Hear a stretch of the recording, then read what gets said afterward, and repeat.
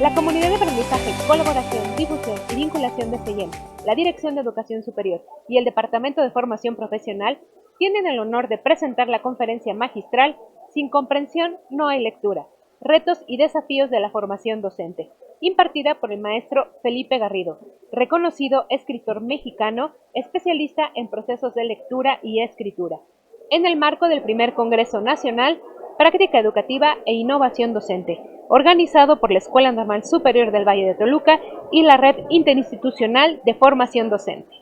¿Qué es lo primero que los seres humanos aprendemos? Lo primero que aprendemos los seres humanos es un lenguaje. El lenguaje de la gente que esté alrededor de nosotros. Por ahí comenzamos a convertirnos en esa especie privilegiada entre todas, que es la de los seres humanos. Y el lenguaje es lo que nos distingue de todas las demás especies animales. Estamos hechos de palabras. Pensamos, sentimos, pedimos, queremos, nos peleamos con palabras. Durante muchos miles y miles de años, únicamente fuimos capaces de hablar y de escuchar. Un día, en distintos lugares de la Tierra, comenzó a producirse el proceso por el cual apareció la escritura. Esas palabras se pudieron concretar en signos, se pudieron grabar en la piedra, se pudieron trazar en la arena, se pudieron trazar en distintas clases de superficies y apareció la escritura. En nuestros días, en nuestro tiempo, en nuestro país, el lenguaje es hablado y es escrito. Y son dos formas absolutamente necesarias. No, el lenguaje no puede ser únicamente hablado ni únicamente escrito. Lo hablamos y lo escribimos. Adquirimos primero el lenguaje hablado. Cualquier niña, cualquier niño que nace empieza a escuchar lo que se habla alrededor suyo y empieza a hablar. Digamos que nuestra lengua materna la mamamos, realmente la mamamos de nuestra madre y de quienes están alrededor nuestro en la primerísima infancia. No sucede lo mismo con la lengua escrita. La adquisición de la lengua escrita es un proceso mucho más largo y mucho más accidentado, porque a hablar más o menos aprendemos todos, a menos que tuviéramos la desgracia de estar abandonados en algún sitio, pero eso sucede raras veces. Escribir ya es otra cosa muy diferente. Para escribir hace falta que alguien nos dedique muchas horas, muchos días de atención. ¿Qué ventajas tiene la lengua escrita sobre la lengua hablada? La lengua escrita nos permite acumular la información, conservarla, transmitirla, llevarla de un lugar a otro. Nos permite que sobreviva al paso del tiempo. Nosotros podemos leer libros que están escritos hace 1000 años, pero que han tenido la fortuna de conocer distintas ediciones hasta llegar a nuestro tiempo. Yo diría que en esta época, en este siglo XXI que estamos viviendo, cualquier país, cualquier sociedad necesita de la lengua escrita, y que sobre la lengua escrita están construidas nuestras culturas y nuestras civilizaciones. Nosotros tenemos 3 lenguajes, y entiendo por lenguaje lo que se puede escribir al mismo tiempo que se puede pronunciar. Un lenguaje es el de las matemáticas. Tiene su propio sistema de escritura. Otro lenguaje es el de las palabras, es el primero en el que pensamos, pero es otro lenguaje. Y un tercer lenguaje es el de la música. Ese lo tenemos mucho más abandonado. No sé quiénes de ustedes son capaces de leer música y de tocar música, pero estoy seguro que serán una minoría. Yo por lo pronto no puedo, yo desconozco el lenguaje de la música. Me puede encantar la música, puedo escucharla fascinado. Lo que no puedo hacer es leer un pentagrama, y lo que no puedo hacer es guardar con signos alguna melodía que yo pudiera inventar. Eso me queda grande, no lo aprendí, no creo que a estas alturas lo vaya a aprender. Las matemáticas sí, las matemáticas me entiendo bien con ellas, gracias a que tuve dos extraordinarios maestros en preparatoria. Yo llegué hasta la preparatoria y bueno, ahí fui pasando las matemáticas como podía, pero realmente no entendía nada. Era una serie de convenciones que yo respetaba, pasaba mis exámenes con 8.5, 9, pero realmente no lo había entendido, hasta que tuve la fortuna de tener a esos dos maestros. Curiosamente los dos se apellidaban Melo y fueron mis maestros en la prepa. A mí me tocó todavía la prepa de 2 años. Yo recuerdo con mucha gratitud a estos dos maestros que me hicieron entender no solo lo que ellos me explicaban, sino todo lo demás que ya había aprendido antes y que lo sabía a ciegas. Y de pronto se hizo la luz en ese terreno importantísimo que es el de las matemáticas, tan importante como el lenguaje que hablamos. Yo creo que la educación básica debe estar encaminada a que podamos manejar, ojalá pudiéramos decir, esos 3 lenguajes. El de la música lo tengo que dejar un poco al lado porque creo que en cualquiera de nuestras escuelas la música no es lo que se atiende con la misma intensidad que las matemáticas o la lengua. Algún día quizás podamos aspirar a conquistar ese tercer lenguaje que es el de los sonidos. Pero el lenguaje por excelencia es el de las palabras. Como dije antes, estamos hechos de palabras, traducimos nuestras experiencias a palabras, plasmamos nuestros propósitos y nuestros sueños con palabras, y las palabras nos permiten estar en comunicación con el pasado y con todos los lugares de la tierra. Hay por ahí un librito mío que se titula Sin comprensión no hay lectura, porque sostengo ahí, y creo que lo podemos compartir esa impresión, leer significa construir la comprensión de ese texto que tenemos enfrente. Leemos cuando somos capaces de saber qué es lo que el texto que tenemos enfrente. Cuando pasamos por encima de las palabras y no penetramos en su comprensión, realmente no hemos leído. Si nuestras escuelas nos permitieran aprender realmente a leer, aprender a comprender los textos, yo creo que habrían cumplido con su propósito. Si la educación básica debe concentrarse en el aprendizaje de la lectura y la escritura, porque sobre ese aprendizaje vienen todos los demás. Aquí, en los conversatorios que hemos atendido antes, nos han hablado de los trabajos de investigación, los trabajos de tesis que se preparan a distintos niveles de los estudios. Todos estos, digo, son ejercicios de escritura y de lectura. Y yo no puedo imaginarme un sistema de enseñanza que pudiera hacer a un lado la necesidad de escribir y de leer, entendiendo al decir leer siempre que necesitamos comprender lo que estamos leyendo.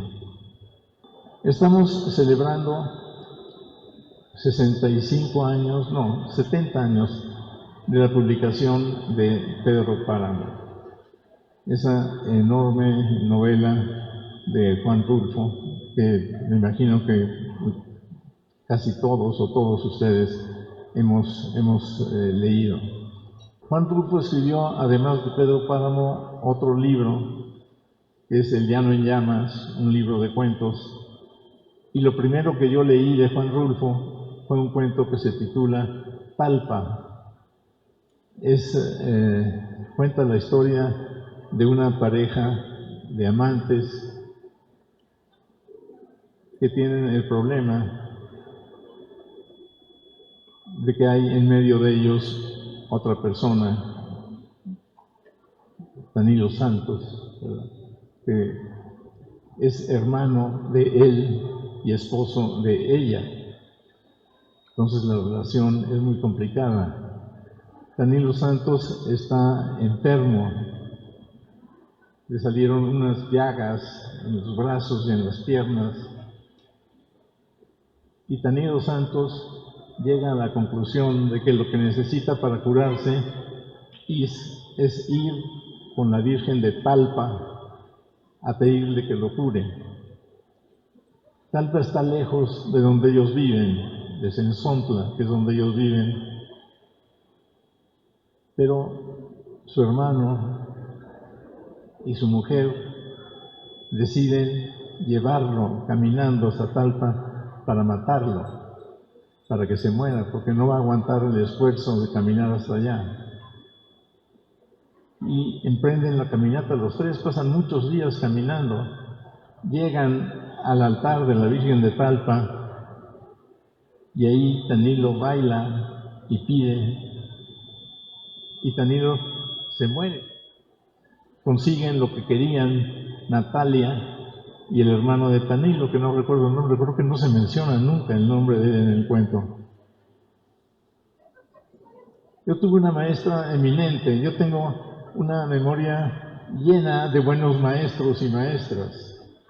Y en este caso era una maestra importantísima, María del Carmen Millán, la primera mujer que llegó a la Academia Mexicana de la Lengua. La Academia Mexicana de la Lengua vivió 100 años sin mujeres, así se acostumbraba, ¿se acuerdan?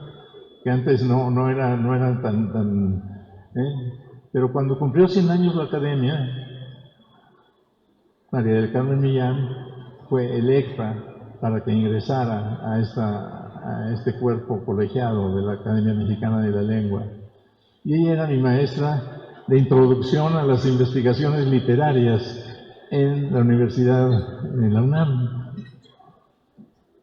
Y un día llegó la maestra muy elegante, muy bien maquillada, muy bien arreglada, muy bien vestida,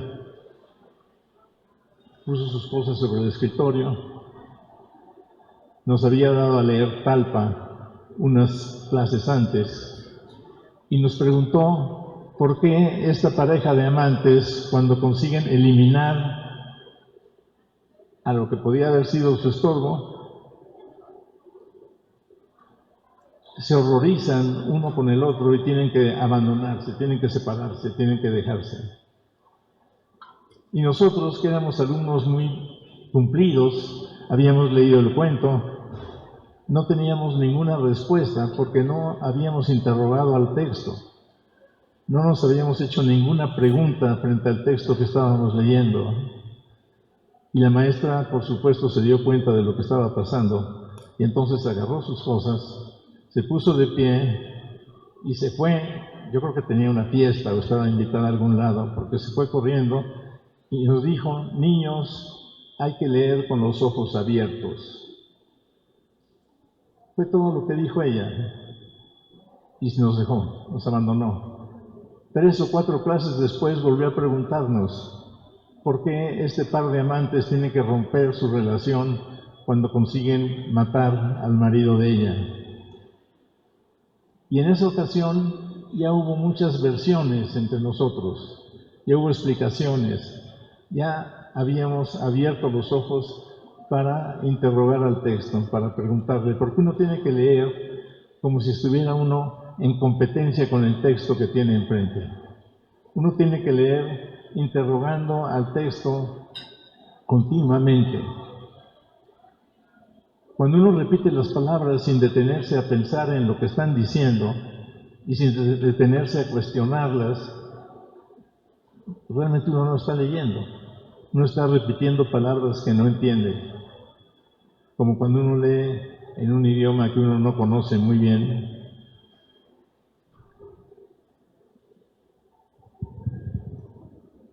Esa es una de las lecciones más importantes que yo recibí en los 4 años que pasé en la UNAM haciendo esta carrera de letras hispánicas.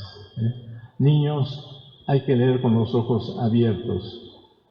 Y el papel de los maestros fundamentalmente es ese, enseñar a los niños a que abran los ojos.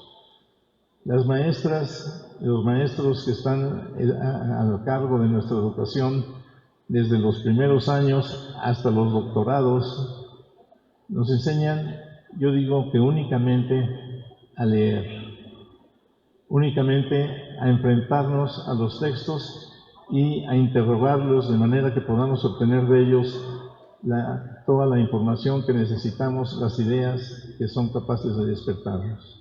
Mis primeras maestras, otra vez mis primeras maestras, nos enseñaron ya desde entonces a preguntarnos qué significaban las palabras que estábamos repitiendo. Yo recuerdo, curiosamente, las clases que tuve en el jardín de niños, en que nos sentábamos todos alrededor de la maestra, y la maestra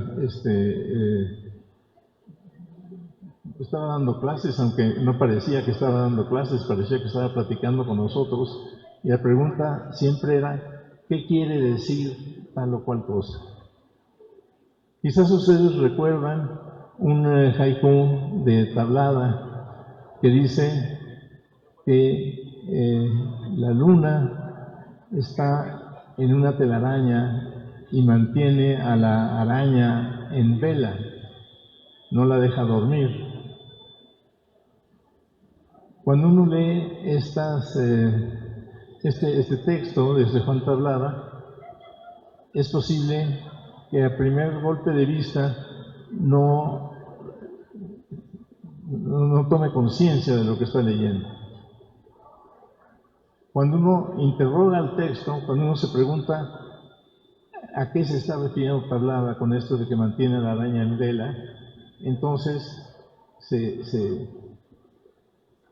hace la luz, se penetra en el secreto de esas pocas palabras.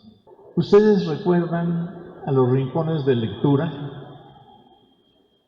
¿Recuerdan eso que se llamaba rincones de lectura? Los rincones de lectura fueron inventados, digamos, por una maestra, sobrina de María del Carmen Millán, que se llamaba Marta Acevedo. Ya murió también Marta.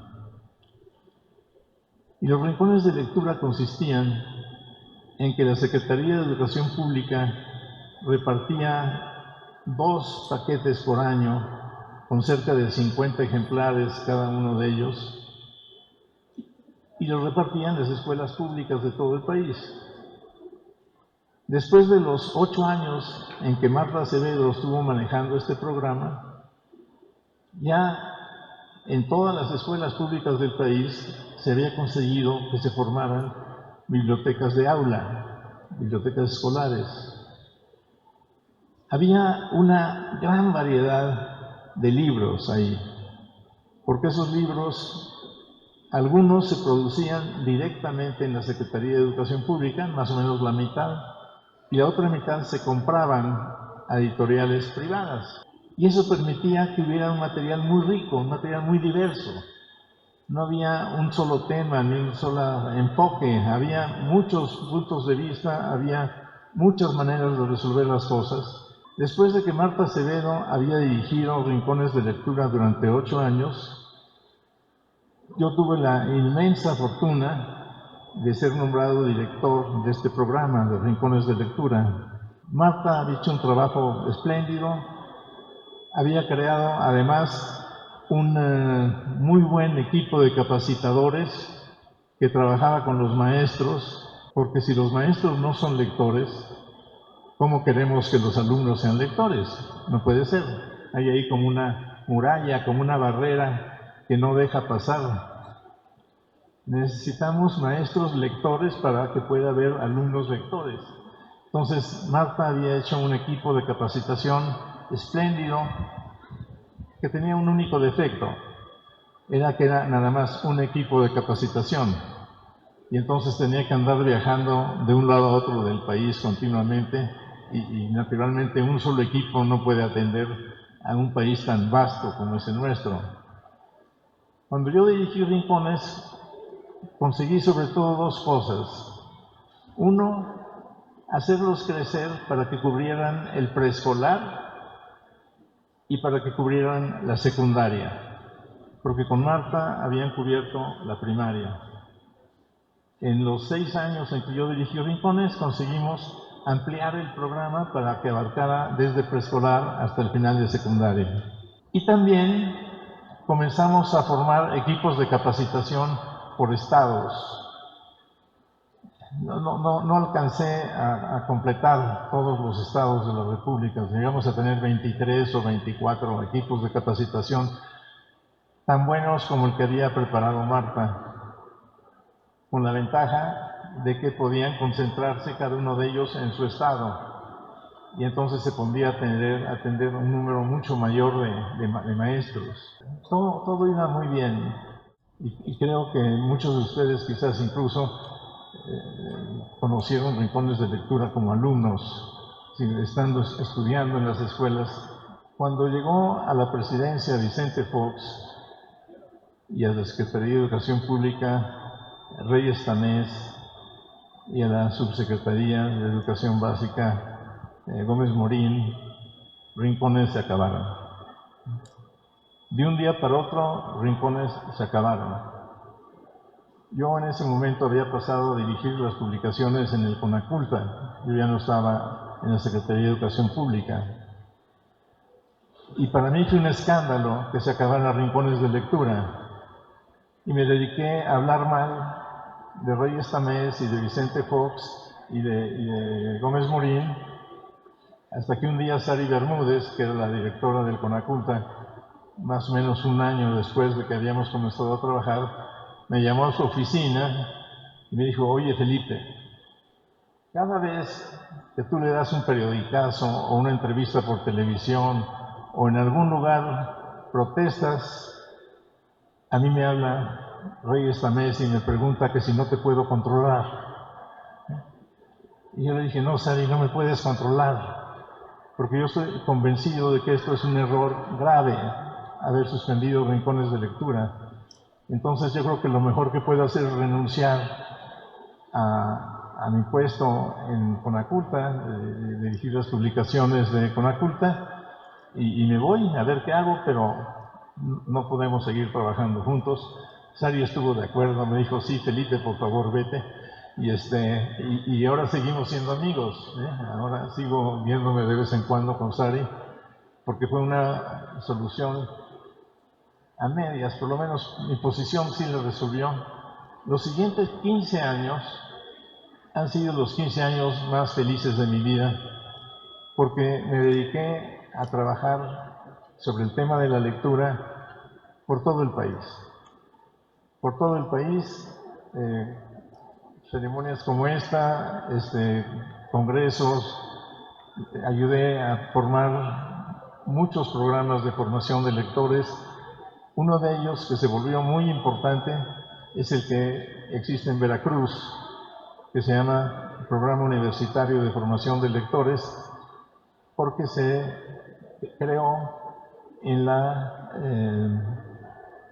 Universidad de Veracruz, la UB, y se creó gracias a que el rector en ese momento, Raúl, ¿cómo se llamaba?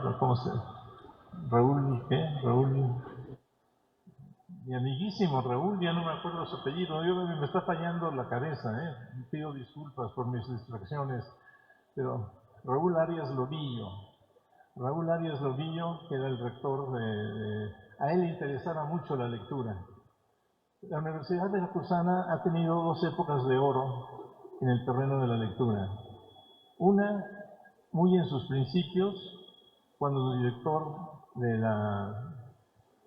don Gonzalo Aguirre Beltrán era el secretario de Educación y, era el rector de la universidad, don Gonzalo Aguirre Beltrán, y tenía entre sus filas, entre su gente, a un gran novelista, a Sergio Pitol, el autor de Otilia Rauda,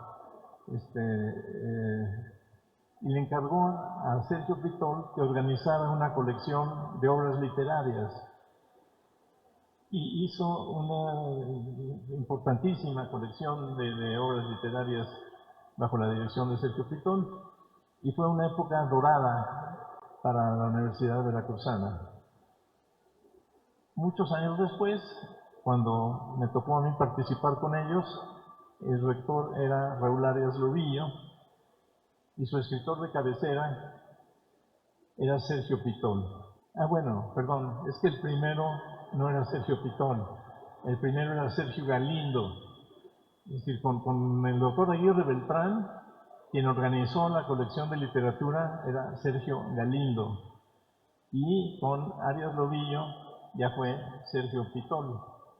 Ahí ya estamos en orden. Y también en este tiempo en que Sergio Pitol dirigió la colección literaria de la Universidad Veracruzana, hubo muchas acciones que formaron ese programa universitario de formación de lectores que todavía existe, que está relacionado con muchos otros programas parecidos en el mundo, y que mientras Arias Lobillo fue rector de la universidad, a cada estudiante de primer ingreso a la Universidad Veracruzana se le regalaban 3 ejemplares de la colección, con la idea de que él luego ya comprara a los demás y formara su colección completa, pero se le regalaban 3 ejemplares. Cuando Arias Lobillo dejó de ser rector de la Universidad Veracruzana, entró a sucederle una rectora, no recuerdo su nombre, y una de las primeras cosas que hizo esta rectora fue suspender esos 3 libros que se regalaban a cada alumno de primer ingreso, con la idea de que se iba a ahorrar algo de dinero. La verdad era que no se ahorraba nada, se ahorraba una cantidad muy pequeña porque eran libros que se producían muy baratos, eran libros hechos pensando en un público de estudiantes que no tienen mucho dinero, que hay que poner los libros al precio más económico que sea posible.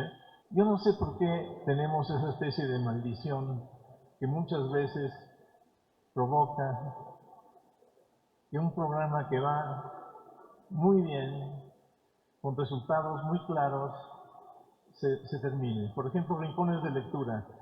Durante los últimos 9 años de rincones de lectura, todos los años los indicadores de lectura fueron mejores. Se fue avanzando. ¿En qué estaban pensando el presidente Fox y su secretario de Educación y su subsecretario de Educación Básica como para eliminar un programa que había tenido resultados tan claramente positivos? Yo no sé si ustedes tienen respuesta a esa pregunta, yo no la he encontrado. No entiendo, excepto por ese vicio que a veces tenemos de querer opacar a quienes estuvieron antes que nosotros en algún lugar. Es decir, estaban haciendo esto bien, pues eso se acaba. Entonces, rincones de lectura se acabó.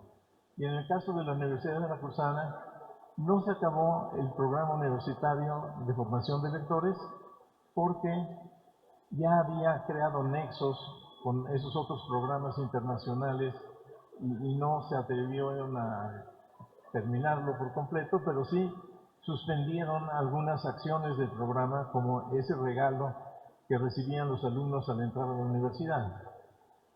Sí. Piensen ustedes en sus alumnos, piensen en ustedes como alumnos. Entras a tu universidad, te regalan 3 libros de una colección que tiene 60 títulos, y te dicen, mira, ahí están esos 3, ya es tarea tuya terminar de completar la colección. Voy a saltar en el tiempo al momento en que Ernesto Zedillo es nombrado secretario de Educación Pública. Ustedes se acuerdan que antes de ser presidente, Zedillo fue secretario de Educación Pública. Zedillo estaba muy consciente del bajo nivel de lectura que había en el país y entonces empezó a hablarle a una serie de personajes para preguntarles qué podemos hacer para que en México se lea más. Y uno de esos personajes fue Antonio Alatorre.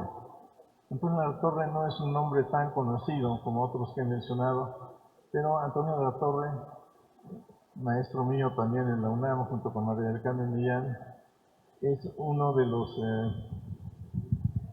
historiadores de la literatura y críticos literarios más importantes del siglo XX. En fin, Zedillo le habló a Antonio Alatorre. Antonio Alatorre cuenta en un libro de memorias que cuando tomó el teléfono y le dijeron, maestro, soy Ernesto Zedillo, creyó que era una broma, porque no, los secretarios de educación no acostumbran a hacer eso. Acostumbran que una secretaria le pida a su secretaria que lo comunique con quién sabe quién, y entonces era extraño que el secretario de lo que fuera tomara el teléfono para hablarle a alguien. Y la pregunta era muy sencilla. Nuestros niveles de lectura están muy bajos. ¿Qué hacemos para mejorarlos? Y Antonio Alatorre le dijo, hay que hacer lo que hacía mi maestra cuando yo estudié primaria en Autlán, en Jalisco. Autlán, según Alatorre, que no es cierto, en ese tiempo no tenía carretera ni con Guadalajara, pero bueno, era un pueblo más o menos apartado de Jalisco. ¿Y qué hacía su maestra? La primera hora del día estaba dedicada a la lectura. La primera hora del día se leía en voz alta y 1 o 2 veces por semana se pedía a los alumnos que escribieran. Hablamos siempre de la formación de lectores y de la promoción de la lectura y nos dejamos olvidar un poco la escritura, pero la escritura es la compañera inseparable de la lectura. En el siglo XIX se enseñaban por separado. Había el salón de lectura y luego se pasaba al salón de escritura. Lo cuenta muy bien Altamirano en un libro que se titula Memorias de mis tiempos. Y les recomiendo mucho la lectura de este libro. Ahí cuenta cómo él de alumno aprendió a leer y a escribir. Y ahí vemos ese panorama en donde los alumnos van primero al salón de lectura y aprenden a leer, y luego al año siguiente pasan al de escritura, pero ya no pasan todos. Hay algunos que no llegan al de escritura. Eso se ha corregido y en nuestro tiempo la lectura y la escritura se enseñan al mismo tiempo. Pero a veces, insisto en que siempre hablamos de fomento de la lectura y la formación de lecturas, pero lo que realmente necesitamos son que nuestros alumnos entiendan lo que leen y sean capaces de escribir con claridad y con corrección. No importa, no tienen que ser grandes poetas ni grandes dramaturgos, pero tienen que poder comunicarse por escrito. Según Alatorre, su maestra María Mares dedicaba la primera hora del día siempre a la lectura y un par de veces por semana o una, lo que hacían los niños era escribir. Alatorre le dijo a Zedillo, pues hay que tener maestros como era mi maestra, ¿verdad?, que nos ponía a leer todos los días. La primera hora de clases era de lectura y 1 o 2 veces por semana nos dejaba escribir cosas o nos dejaba que escribiéramos sobre lo que quisiéramos, que era lo que más nos gustaba. Muchos de ustedes deben tener la experiencia de que se permita o se les pida a los niños que escriban. El principio cuesta mucho trabajo y los niños escriben un renglón o 2 renglones o unas cuantas palabras, pero si esta es una práctica frecuente debería querer decir diaria, esos mismos niños que empiezan escribiendo un renglón y medio, empiezan a escribir 3 renglones seguidos o 5 renglones seguidos y terminan escribiendo 2 o 3 páginas de corrido. Yo creo que un programa de trabajo, no necesariamente con niños muy pequeños, yo diría con estudiantes de cualquier edad, es esa invitación a leer y a escribir todos los días. Porque la lectura y la escritura no son conocimientos, no se enseñan, son habilidades, son destrezas, son cuestiones que hacemos y necesitamos tener ese espacio para hacerlas. Doy un seminario de escritura en la UNAM, actualmente la materia que doy es un seminario de escritura. Un seminario que tiene pocos alumnos, menos de 20, 15, 12, 14, según. De vez en cuando yo les hago a mis alumnos recomendaciones de lecturas, porque se aprende a escribir leyendo. Nosotros aprendemos a escribir si leemos, porque vamos a, de muchas maneras, imitar a nuestros modelos. Los modelos son esos textos que leemos cuando nosotros nos ponemos a escribir. Cualquier escritor dedica mucho más tiempo a leer que a escribir. Y no es mentira lo que dice Borges, que él está más orgulloso de los libros que ha leído de que los libros que ha escrito. Quizás exagera un poco, pero no mucho. Es una tarea, es decir, nadie puede aprender a escribir sin leer. Uno lee, uno se contagia de esas lecturas y luego,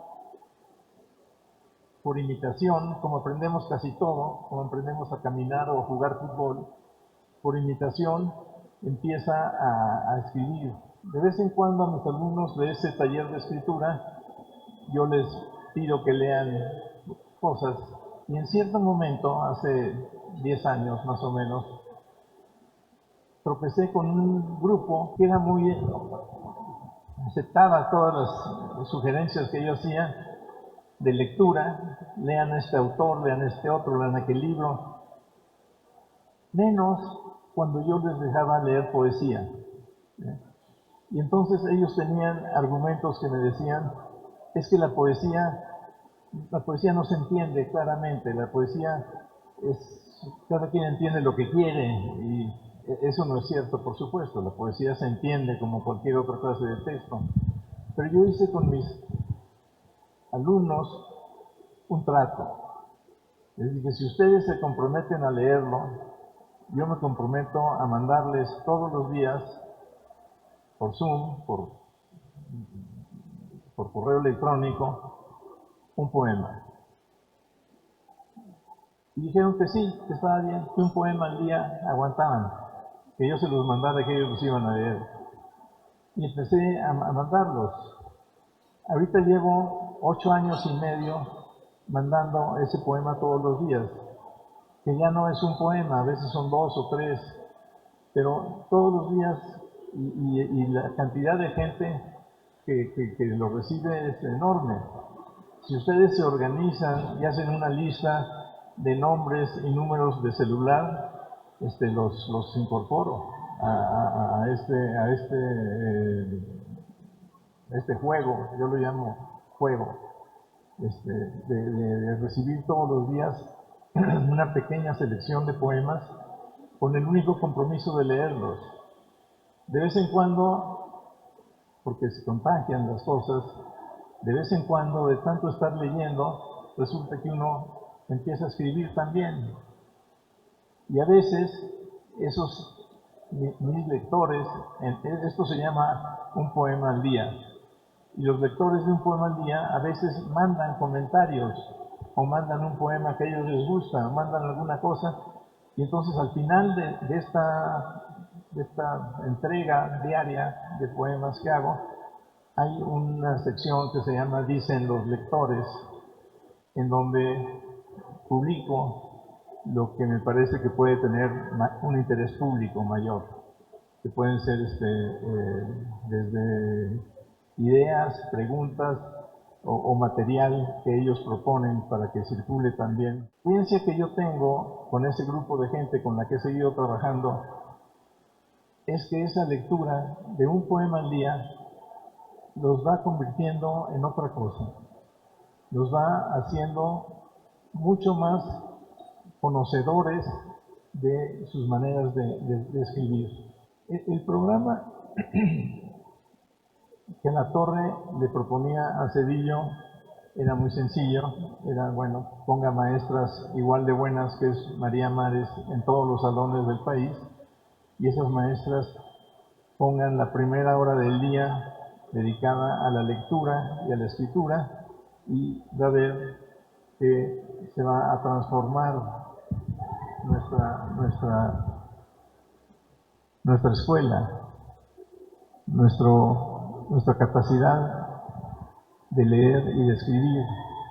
Yo los invito a que hagan la prueba, a que se atrevan, digamos, a tener ahí una libreta donde todos los días puedan escribir lo que ese día se les ocurra y que permitan que eso vaya creciendo, que permitan que vaya aumentando la extensión de lo que escriben y la profundidad de lo que escriben y la necesidad de apoyarse en otras lecturas para enriquecer la que ustedes están haciendo. Me encantaría tener algunas preguntas o opiniones de ustedes para hablar de cosas que quizás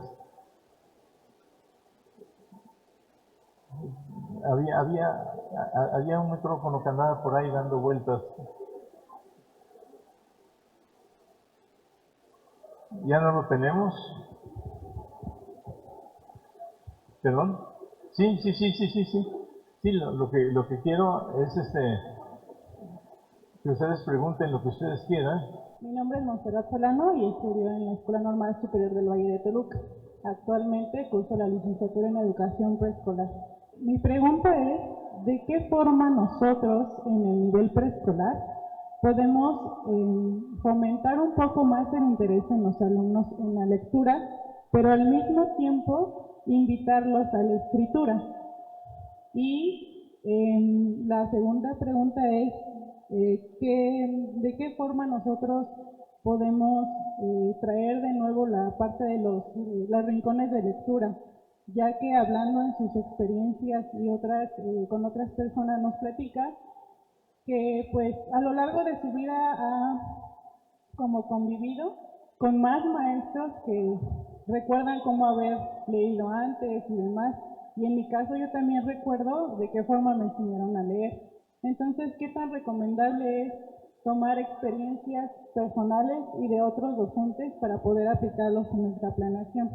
Ya que la nueva escuela mexicana nos invita también a la autonomía docente y profesional. Bueno, creo que oí una parte muy pequeña de lo que... Pero lo primero era cómo podemos incrementar... El interés de la lectura. ¿En preescolar? Sí, claro, en preescolar. Piensen en la lectura como si fuera un juego más de los que se practican en ese nivel de preescolar. Yo creo que los niños, si tienen la oportunidad de ser ellos los que están leyendo, con la ayuda que necesiten de parte nuestra, van tomando la confianza que hace falta para hablar delante de sus compañeros, para leer delante de sus compañeros. Que yo creo que es una de las tareas muy importantes del preescolar, darle a las niñas y a los niños la seguridad en ellos mismos suficiente para que sean ellos los que toman la palabra. Yo creo que podemos leer junto con ellos, podemos leer al lado de ellos, podemos repetir lo que ellos están leyendo de manera que nos aseguremos que nos están entendiendo el resto de los alumnos, y un poco como convertir en juego lo que es una operación seriosísima que es iniciarse en la lectura. Creo que es de una importancia fundamental, pero que aguanta muy bien el poderla manejar como si fuera una especie de juego. Ahora te toca a ti. y tú lo vas a leer, yo te ayudo a que lo leas y los demás te oyen y luego le toca al otro compañero, la otra compañera. Hay que tener cuidado porque hay niños y niñas muy protagonistas y que no acaparen ellos las lecturas, ¿verdad? Más bien los que pueden ser más tímidos o tener menos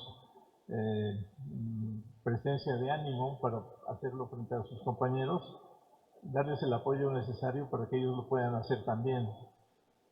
De manera que no, porque si uno deja que los niños con más iniciativa se apropien de este tipo de actividades, dejan a todos los demás callados y se encargan ellos de leer todo lo que haga falta.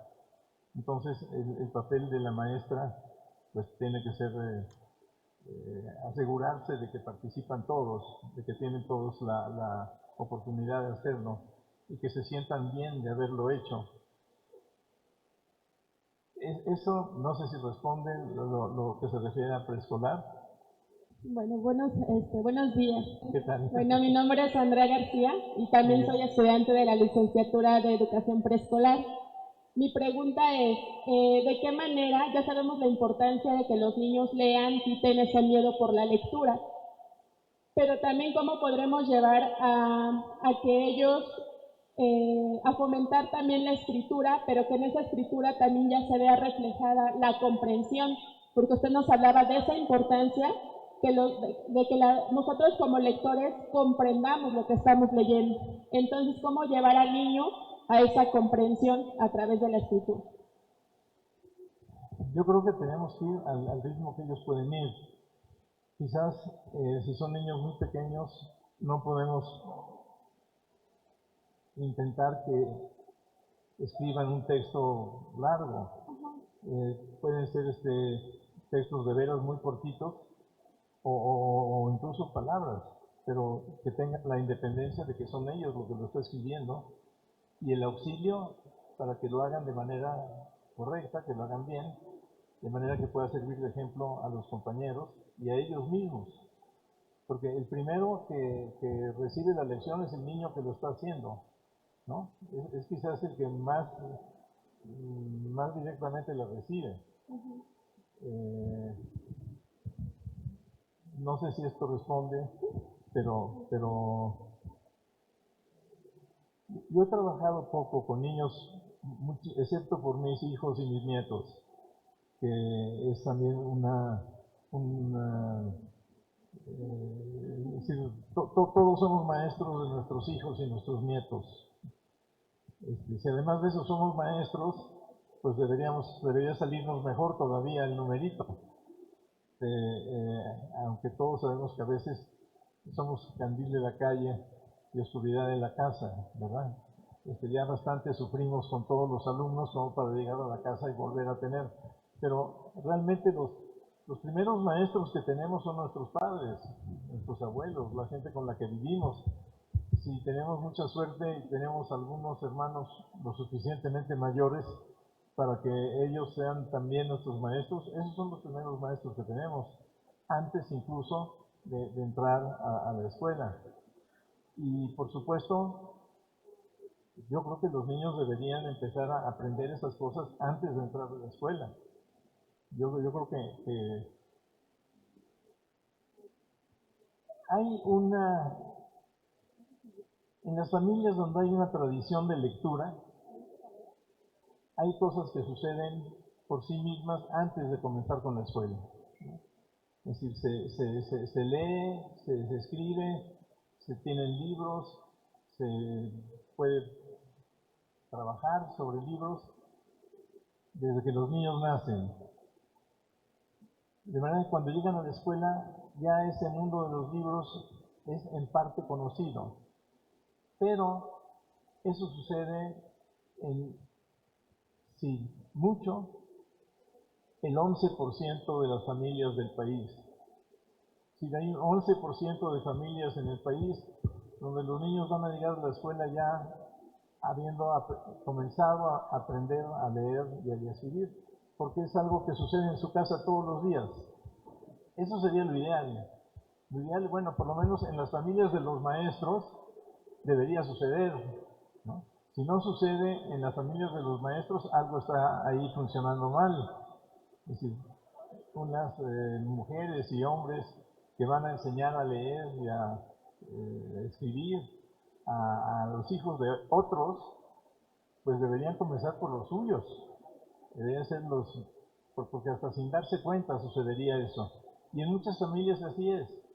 Cuando hay abuelos y padres, lectores que escriben y hay libros en la casa, realmente la primera escuela que se tiene es la propia casa.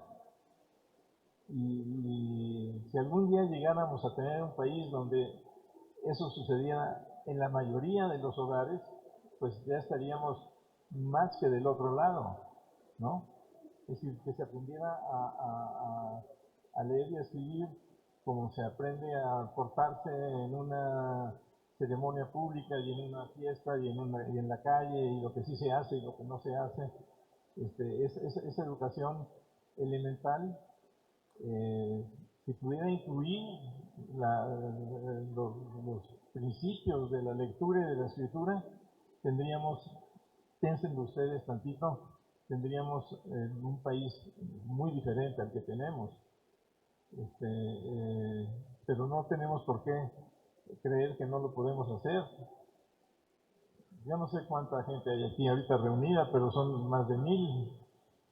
Bueno, sin más de 1000 hogares resulta que se puede empezar a vivir de esa manera, conscientemente, o sea, que pones en el papel de maestras y de maestros que todos tenemos, lo instituimos como parte de la vida familiar. Yo creo que ese ya sería un gran progreso, ¿eh? Yo, ya los hijos ya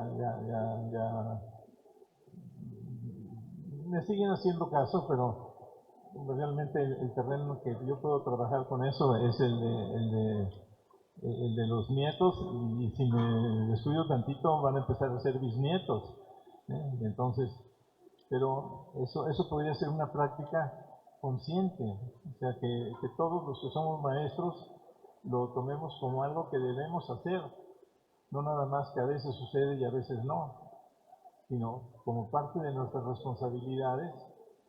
Si tenemos una deuda con nuestros alumnos, pues con mayor razón con nuestros hijos y nuestros nietos, ¿no? Si salimos de aquí con esa convicción, yo me siento muy contento. ¿Hay alguna otra pregunta o comentario que ustedes quieran hacer? Sí. Alguien dijo yo. ¿Qué tan importante es el fortalecimiento de la escritura en alumnos de 7 a 8 años en el futuro?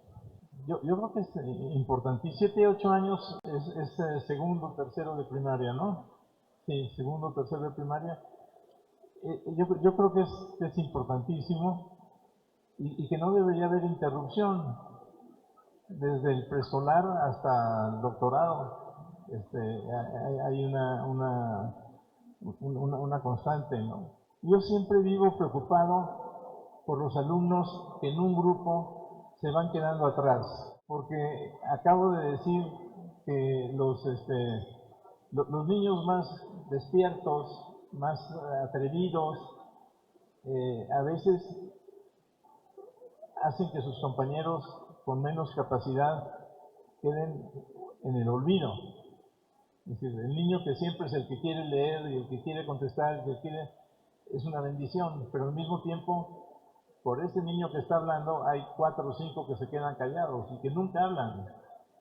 Y que uno de los papeles de la maestra o del maestro es darles voz a esos niños que no se atreven a pedirla ellos por ellos mismos, ¿no?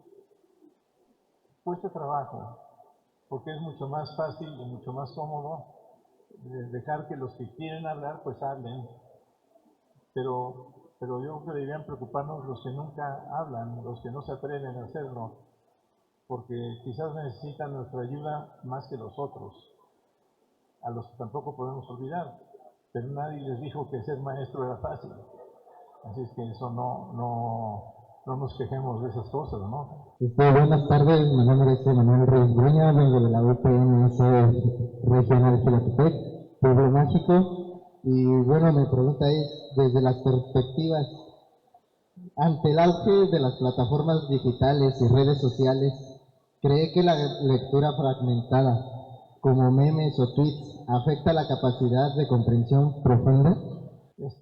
No, yo creo que no. Yo creo que los problemas de comprensión de lectura que tenemos ahora se tenían igual hace 20 o 30 años cuando no había esta cantidad. Es decir, en realidad en este momento todo el mundo está escribiendo más de lo que escribía antes, porque todo el mundo trae celular y está intercambiando a lo largo del día cuántos mensajes de ida y de vuelta en el celular. Lo que quizás hace falta es decirnos a nosotros y hacerlo que en el celular hay que tener la misma corrección que si estuviéramos escribiendo en papel, ¿no? Aunque sea un poquito más tardado. Pero esos mensajes cortos nos están haciendo leer y escribir todo el día como nunca lo habíamos hecho. Ahora, la otro tipo de lectura, la lectura más en serio, esa sí ha sufrido. Y todos los indicadores que tenemos van de bajada. No tenemos, ahorita en este momento, los últimos 7, 8 años, no hay en ningún momento indicadores que se repongan. Échenle un vistazo a los datos que ha publicado el INEGI.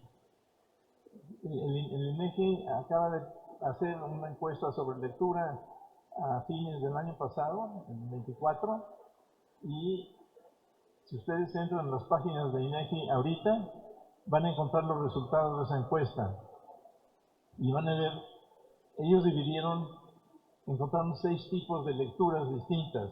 Hola, buenas tardes, maestro. Mi nombre es Aitza de los Santos, maestra de la Normal Superior del Valle de Toluca. Mi pregunta, bueno, más que pregunta, es ¿qué mensaje puede dejar los docentes con relación a la importancia de los rincones de lectura? Porque yo fui maestra de jardín de niños cuando llegaban esos paquetes de libros, que era una fiesta, y teníamos los espacios, armábamos la biblioteca escolar, la biblioteca de aula, y era un espacio para los niños, que ayudó a fomentar la lectura, pero sí, en un momento dejaron de llegar. ¿Qué mensaje puede dejarles a usted a los futuros docentes que les ayude a crear esa conciencia? ¿Ustedes tienen bibliotecas de aula en sus escuelas actualmente? En la escuela sí, en la Normal Superior sí hay una biblioteca escolar, no de aula. Cuando dejaron de mandarse estos paquetes de libros a partir del año 2000, bueno, los libros que estaban en las bibliotecas escolares, pues ahí estaban. Y en el caso de muchas escuelas, se han conservado muy bien por parte de la escuela, que ha puesto cuidado en mantener a salvo ese tesoro, que no se los roben, que no los maltraten, que no los deshagan, y que puedan seguirse usando. Las escuelas que tienen esos acervos de libros en su propiedad son muy afortunadas. Yo las felicito porque una de las principales ventajas de un sistema como el de Rincones era la variedad de temas y de formas de tratarlos que existían. No solo una gran variedad de temas, sino el mismo tema estaba visto de distintas maneras por distintos autores. Y las escuelas que tienen eso deben atesorarlo, deben cuidarlo. Es muy difícil que en este momento crezcan esos acervos. ¿Quién los va a hacer crecer? Yo no encuentro nadie que diga yo no se preocupen, yo les mando libros. No existe eso en este momento. Yo espero que lo recuperemos, que en algún momento dado vuelva a ver se vuelva a entender la importancia de estar enviando a las escuelas nuevas publicaciones. Hay libros que se van haciendo clásicos, ¿no? Y qué bueno, y que se repiten y que se vuelven a ver generación tras generación, pero hace falta que lleguen también cosas nuevas. ¿Cómo en las condiciones que serán diferentes para distintas escuelas, en las condiciones que cada quien tiene, cómo se puede dar un uso diario a esos materiales? Yo me plantearía esa pregunta y me parece que cada escuela tiene que resolverla de acuerdo con su naturaleza, cómo está formada, cómo está constituida, porque lo que quizás en una escuela funciona, pues en otra no. Y qué bueno que haya gente como todos ustedes que está consciente de la importancia de aprovechar bien ese material y que tengan presente de qué manera podemos enriquecerlo, cómo podemos conseguir que no se nos acabe, que lo podamos hacer crecer. Hola, buenas tardes. Yo soy Berenice, también soy alumna de sexto semestre y le quería preguntar qué fue lo que lo inspiró para escribir su libro de mentiras transparentes, porque desde que vi el título me quedó la duda de la cabeza y no he podido resolverla. Entonces, teniéndola aquí enfrente, sería un gran honor que me dijera cómo fue que surgió esa idea. Yo voy a pedirle que por favor se acerque, porque si no... ¿Qué hice yo con mentiras transparentes? Ajá, ¿qué fue lo que lo inspiró a escribirlo? Varios de mis libros de cuentos han nacido de colaboraciones que yo he tenido en distintos periódicos semanales, de cuentos cortos. La obligación de estar alimentando una columna de estas en un periódico lo obliga a uno a tener que escribir un cuento cada semana, por ejemplo. Entonces,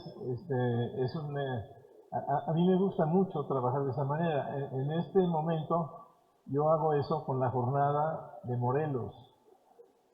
De la jornada de México, las mentiras transparentes están prácticamente todas publicadas en la jornada de México. Pero un día escribí una que cuenta cómo en un vuelo el piloto se dirige a los pasajeros y les dice: señores pasajeros, ustedes ya habrán notado que estamos pasando una zona de intensa turbulencia, porque el avión se zarandeaba de un lado para otro. Pero este es un vuelo histórico. Quienes van a resolver este problema son ustedes. Las señoritas sobrecargo van a pasar a repartirles un cuestionario para que ustedes por favor lo llenen, y entonces nosotros, obedeciendo la orden de ustedes, hacemos las maniobras que haga falta para poder aterrizar sanos y salvos. Eso lo publiqué 1 o 2 semanas después de que se había hecho la votación para decidir si se destruía el aeropuerto que estaba medio construir o si no se destruía. ¿Se acuerdan de esa votación? Estaba construyendo un aeropuerto en Texcoco y al principio del gobierno de López Obrador, él inventó que el pueblo votara y dijera si quería ese aeropuerto o no. Y el resultado fue que se destruyó ese aeropuerto y se construyó el de Felipe Ángeles. ¿Perdón? Sí, de Santa Lucía. Y entonces me corrieron de la jornada por andar escribiendo mis cuentitos. Me dijeron en la jornada que muchas gracias, que habían tenido mucho gusto de que yo publicara ahí mis cuentos, pero que ya no había lugar para publicarlos. Entonces, bueno, pues ya dejé de publicarlos y publiqué Mentiras Transparentes. Y ahí en Mentiras Transparentes está este cuento. Si está el ejemplar de Mentiras Transparentes por ahí a la mano, más o menos, ¿no? Bueno, Voy a leerlo. El cuento se titula Pesadilla. Y dice: señoras y señores pasajeros, muy buenas tardes. Desde la cabina de mando les habla el piloto, el capitán Ausencio Cruz y Gama, para informarles que, como ya lo habrán notado, nos encontramos en una zona de intensa turbulencia. Quiero informarles que están a bordo de un vuelo histórico, sin precedente, que marca una nueva era en la aviación. Gracias a los esfuerzos y los sacrificios de muchos hombres y mujeres, hemos logrado superar los viejos procedimientos autoritarios que por décadas imperaron en los viajes por el aire. Por primera vez en la historia, serán ustedes mismos quienes decidan lo que debemos hacer. En un momento más, las señoritas sobrecargo van a repartirles un cuestionario que deben llenar para decidir qué maniobras habremos de ejecutar para llegar con bien a nuestro destino. Se les ruega que antes de dar respuesta a las preguntas, lean con cuidado el reglamento impreso en el cuestionario, de modo que cumplamos debidamente con la normatividad vigente y con los requerimientos de transparencia que exigen tanto el Comité de Decisiones como el de Siniestros. Ese es el cuento. Ese es el cuento. No me acuerdo qué día salía en la jornada, creo que eran los miércoles, y más o menos el viernes me hablaron y me dijeron: oye Felipe, ven, muchas gracias, ya podemos prescindir de tus colaboraciones. Entonces, gracias. Miren, jóvenes, iniciamos el viaje en un tren y terminamos en un avión, y además el nombre está ahí en Ausencio, que estaba ausente, y Cruz, pues persíguense, ¿verdad? Quiero decirle que el doctor nunca iba a encontrar el nombre del hermano de Tanilo Santos, porque en la obra no lo menciona, no existe, no se preocupe. Ella se llamaba Natalia, efectivamente, pero no existe el nombre del hermano. Natalia y Tanilo, claro. Claro. Y el pobre hermano que ni el nombre llegó. Claro, no llegó el nombre, no era tan importante. Bueno, quiero felicitar al doctor, agradecer a quienes hicieron posible este evento, a todos, al señor director, a la maestra Emi, a nuestro amigo Moy, a todas las personas que están detrás de este gran evento, porque aquí ocupa mucho trabajo. A quienes hicieron posible esto, darle las gracias a nombre de mi director de la Escuela Normal, del maestro José Trinidad, a nombre de todos los directores que venimos, pues yo quiero agradecer a esta escuela, de aquí del Valle de Toluca, las autoridades, nuestros amigos que han hecho posible este evento. Y decirles, bueno, que yo no soy Aguilar, el vocero de aquel presidente, no quiero decir él dijo, pero como maestro que soy, me llevo varias enseñanzas. La lectura nos lleva a muchos lugares, como usted lo dijo, a espacios, a tiempos, y tenemos que trabajar la lectura. Nadie da lo que no tiene. Si un maestro no ama la lectura, no puede hacer que sus estudiantes lean. Y por eso quiero felicitar al doctor, porque de una manera muy sucinta, muy sencilla, que no falta de profundidad, nos ha dado su experiencia. Yo también fui director de escuelas primarias allá rurales, y me topé con cajas cerradas en algunas bodegas de esos rincones de lectura. Y también otros directores ponían los libros y no querían que nadie los tocara, porque se veían bonitos. Y porque tenían miedo de que se los cobraran a ellos. Y otros se los llevaban a su casa. Bueno, de alguna manera servían. Esos que iban a casas, bueno, habrán seguido siendo utilizados. Claro. Sí se consiguió, a lo largo de los 14 años que duró Rincones de Lectura, que aprendiéramos a respetar los libros y a entender que tenían que estar cuidados para que pudieran alcanzar para todos, ¿no? Claro. Costó trabajo, pero se consiguió. Porque antes de ser bibliófilos debemos ser bibliómanos. Yo no tengo que decir más, ya el doctor nos ha compartido grandes cosas, el amor a la lectura, La lectura no solo nos enseña a escribir, nos enseña a vivir. Me gustó esa frase. Y además hay que enseñar a leer con los ojos abiertos, como dice Mastretta en ese texto bonito de las mujeres de ojos grandes. ¿Verdad? Pues muchas gracias, señor doctor. Es un honor aquí terminar esta presentación con usted y darles las gracias a todos por su presencia. Muy buenas tardes. A nombre de esta escuela anfitriona de la Normal, a la que nos honra un convenio, a muchas instituciones. Muchas gracias y que tengan feliz retorno a sus casas. Gracias, doctor. Gracias, lo felicito. Maestro Garrido, Felipe Garrido, muy famoso ya por todas las obras que ha escrito, y es la verdad un honor tenerlo entre nosotros en este primer congreso de educación para la educación y la innovación de la educación. Maestro Garrido, un placer de parte de los servicios educativos integrados al Estado de México. Le deseamos mucho éxito en todo lo que nos siga compartiendo, porque tiene grandes sabidurías para todo público. Y los cuentos, las narrativas, las leyendas, todo lo que podamos crear con nuestros alumnos, seguramente, como bien dice, en ese viaje en el que las turbulencias de la vida nos tienen que enseñar, saber si soltamos, ¿cómo dicen por ahí? La nave del olvido, no, si sabemos usar lo que nos han enseñado en la vida, sí, sabremos utilizar todo lo que nosotros conocemos. Es importante estar siempre preparados para los accidentes o los incidentes de la vida, ¿no? Perdón, nada más quiero de nuevo agradecerles a todos ustedes, a los que estamos aquí arriba, a los que están allá abajo, la invitación. Ha sido muy gozoso el tiempo que hemos estado. Ojalá se repita.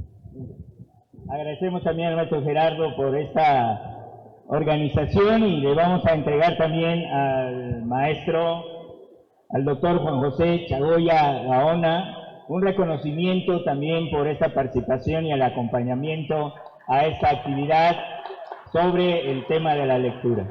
Pues a todos ustedes, sigamos con el trabajo que estamos haciendo, nuestras autoridades que también vienen de la Normal Superior. Es importante poder hacer mención que todos los directores de todos los estados de la República que están aquí, es importante reconocer también su participación. Y en especial a ustedes, los jóvenes que están aquí, aprovechamos para decirles con entusiasmo que lo que sigue ahorita es una parte muy recreativa, también muy importante, y que ojalá y todos lo podamos aprovechar para este momento del foro. ¿Vamos a continuar, maestro Moy? Bueno, a la orden. Pasamos, por favor. Gracias. Gracias, maestro. Muchas gracias.